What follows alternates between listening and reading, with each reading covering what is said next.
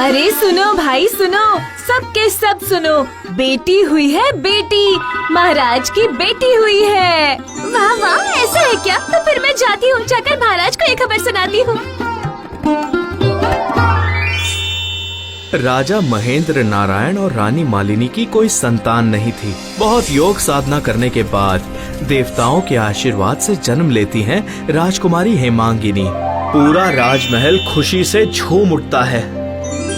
जय राजा महेंद्र नारायण की जय। जय राजा महेंद्र नारायण की जय।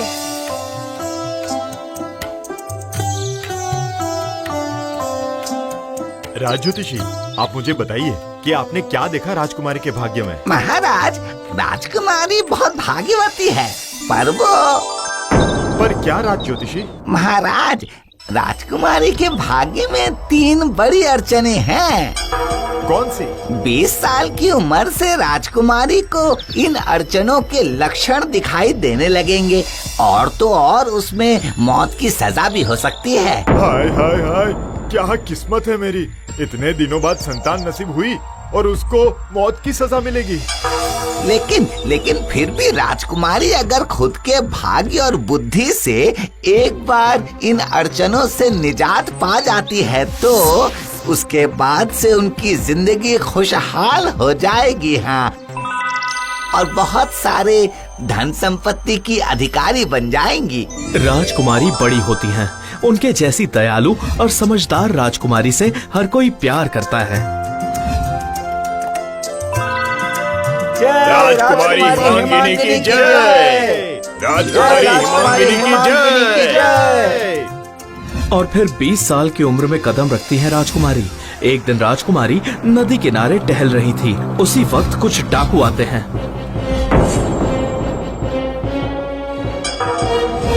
और वो राजकुमारी को उठाकर ले जाते हैं। कौन है आप लोग? मुझे छोड़ दीजिए मुझे। कौन है आप लोग? मैं डाकू जनार्दन हूँ। तुम्हारे पिताजी ने मुझे सजा देकर इस जंगल में भेज दिया।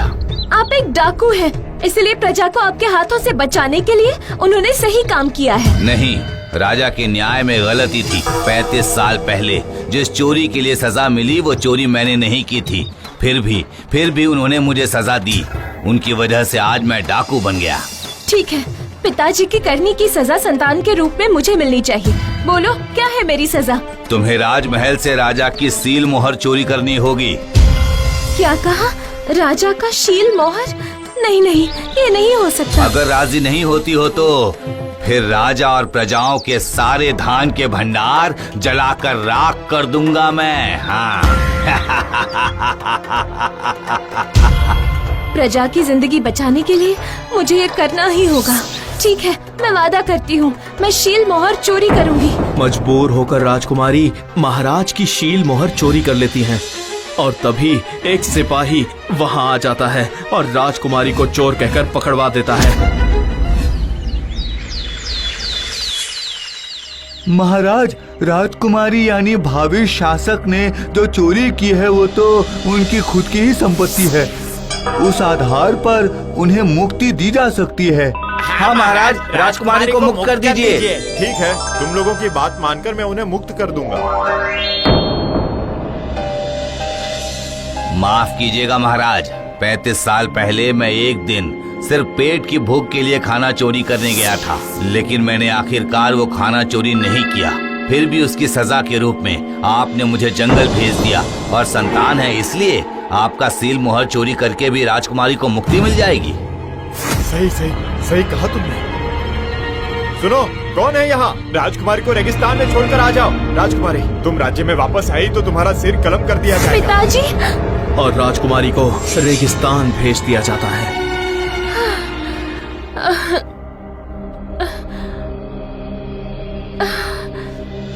बहुत प्यास लगी है, मुझे पानी चाहिए। गला सूख रहा है।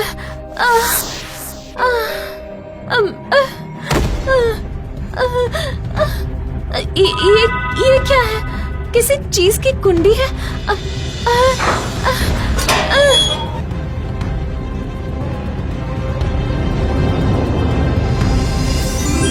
हाँ, वो रहा पानी। नहीं।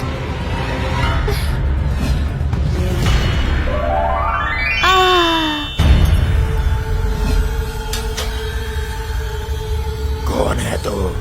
मेरे घर में घुसकर मेरा लाया हुआ पानी पी गई मेरी इजाजत के बिना। पता है इसके लिए मेरे हाथों से तेरी मौत भी हो सकती है। नहीं नहीं, यकीन मानिए मैं बहुत ज्यादा प्यासी थी। यहाँ कोई नहीं था इसीलिए मैं इजाजत नहीं ले पाई। जब तूने दूसरे की चीज बिना इजाजत के ली है तो तू चोर है, सजा तो मिलेगी ही। बता तू किस तरह से मरना चाहती है? ठीक है, लेकिन आप मुझे ऐसी सजा दीजिए जिससे मैं लोगों का भला करते हुए मर सकूं। ठीक है, तो फिर जा। राक्षस अपनी मायावी जादू से राजकुमारी को भेज देता है समुद्र के बीचों बीच तैरती हुई एक नाव में। एक जहाज डूबने की वजह से बहुत सारे लोग वहां पर डूब रहे थे। सब लोग अपनी जान बचाना चाहते थे। अब मैं क्या करूं? इतनी छोटी सी नाव लेकर इतने सारे लोगों को कैसे बचाऊं? मुझे बचाओ।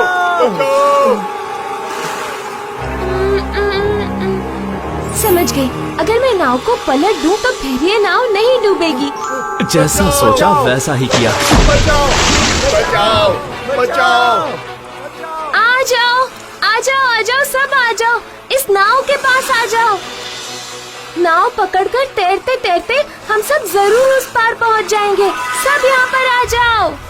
राजकुमारी के कहे अनुसार सब एक एक करके आते हैं और पलटी हुई नाव को पकड़ते हैं और आखिर में एक बूढ़ा आता है जिसके पकड़ने के लिए कोई जगह ही नहीं थी। तब राजकुमारी अपना बायां हाथ आगे बढ़ाकर कहती हैं, इस तरफ आइए, आप मेरा ये हाथ पकड़ लीजिए, लीजिए। वो राजकुमारी का हाथ पकड़कर तैरता रहता है। कुछ दूर जाते ही एक बड़ी सी लहर आती है। राजकुमारी का हाथ पकड़ा हुआ बूढ़ा उनके हाथ से फिसल जाता है। अरे अरे अरे, ये क्या हुआ? तभी बाहर निकलते हैं समुद्र देवता। ये तुमने क्या किया राजकुमारी? एक बेसहारा इंसान को तुमने यूं ही जाने दिया? तुम उसे अपनी जगह दे सकती थी, पर तुमने वो ना करके खुद को बचा लिया। यकीन कीजिए देवता, ऐसा मेरा कोई उद्देश्य नहीं था। इसीलिए तुम्हें सजा जरूर मिलेगी। ठीक है, कैसी सजा बताइए? तुम्हें अपने राज्य में वापस जाना होगा। जाओ। देवता की माया से राजकुमारी तभी पहुंच जाती हैं अपने राज्य में। राजकुमारी जानती हैं कि राज्य में वापस आने से पिताजी उनका सर कलम कर देंगे, लेकिन राजकुमारी मजबूर थी। महाराज, मैं कह रहा था कि अब माफ कर दीजिए राजकुमारी को। नहीं नहीं, ऐसा कभी नहीं हो सकता और मैं राजा होकर अपनी बात से नहीं पलट सकता। कल द्वीप प्रहर में तुम्हारा सर कलम किया जाएगा।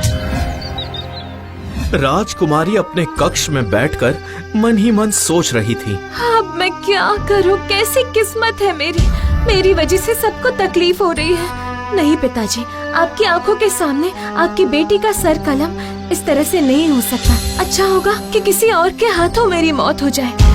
ये सोचकर राजकुमारी किसी को ना बताकर रात को ही निकल जाती हैं।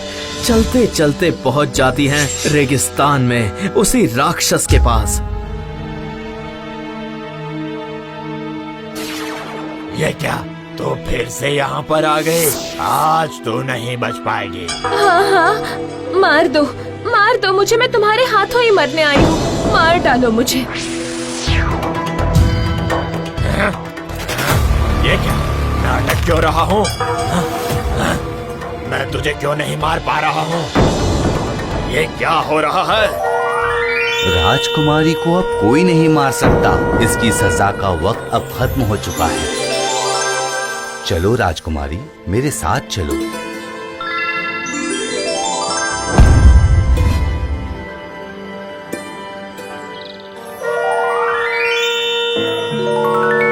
सुनो हे महेंद्र नारायण, तुम्हारी बेटी बहुत समझदार और भाग्यवती है।